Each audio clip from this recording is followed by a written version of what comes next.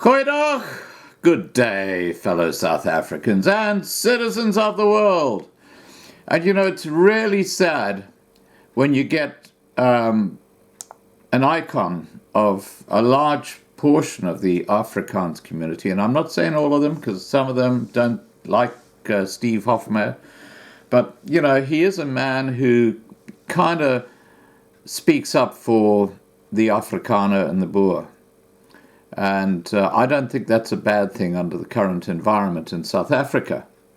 But, you know, whenever he's now trying to set up a concert so he can go and play to his friends and supporters, guess what happens? Well, I'll tell you. Hottentots Holland's high schools say they have received numerous telephonic complaints, a social media backlash, and threats of protests on school premises. Hottentots Holland High School, in between Somerset West and the Strand in the Western Cape, has made the decision to cancel a concert featuring, now, don't you love how the media use this word, controversial?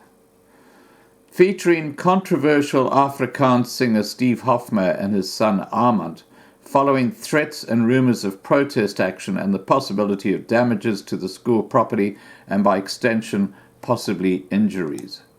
Now, this use of the word controversial is basically moral racism, because what the media do is they put a label on you, and whenever they mention the name, they say controversial, which immediately, red alert, you know, what's controversial about this guy? And all he's ever done is stood by his own community, the Afrikaans and the Boer community. And yet he's now ostracized by the fake news of mainstream media. Anyway, getting back to the story. The school also said in a statement from its governing body there had also been numerous telephonic complaints as well as unwanted and prejudicial attention and statements from the public on social media which have brought our good name into disrepute. You know, their good name? So you're going to hang Steve Hofmeyr up on a cross and let him just dry. That doesn't work. You know, if you had moral fortitude, you'd say, no, that's fine, we'll just continue with it. But no, they're not gonna. The statement said the school strives to be an educational institution of excellence where learners of all race, creeds, colours, cultures, and religions feel safe and protected to further their education. Now, okay, having said that, what about the threat to remove Afrikaans from the education system in South Africa? What's your stance on that? Because that is an absolutely awful situation that's developing. And you can see it happening all over the country now where, you know, these radicalized young blacks are getting up and saying, we don't want to be hearing anything in Afrikaans. It's just crazy. Anyway, the school statement cites the governing body's duty to ensure the best interests of the school and the interests of all our learners and parents and not infringed upon by any direct, indirect or perceived action of affiliation of particular political or other views. Now, all they're actually doing is showing cowardice, but anyway. It has come to our attention that the reservation of our school hall is for an event which has, as one of the people involved, Mr. Steve Hofmeyr. Mr. Hofmeyr has in recent times correctly or incorrectly established himself as a polarizing figure politically and culturally within the South African context, the statement continues. The statement continues to say that due to the possible representational damage this concert could cause, the called an emergency meeting and made a decision to cancel the rental agreement with the promoter of the concert. The paper spoke to the promoter, Andries Fossi Vosloo, prior to the concert's cancellation, who said this was a simple matter of him hiring space from the school. Now, I've got to tell you that my understanding is that Steve Hofmeyr is coming to Brisbane in August, which is next month. And I believe he'll be performing here in Brisbane. And guess what? I'm going to be there. I can't wait to see Steve Hofmeyr on the stage. and I'll be giving him a high five, believe me. We discussed this matter with the school before we hired the school hall. For them or for us, it's the same as if they hired the school hall for a wedding or a school function, Steve Hofmeyr's promoter said. The Department of Education in the Western Cape, however, said the school did not know Hoffmeyr personally would be performing.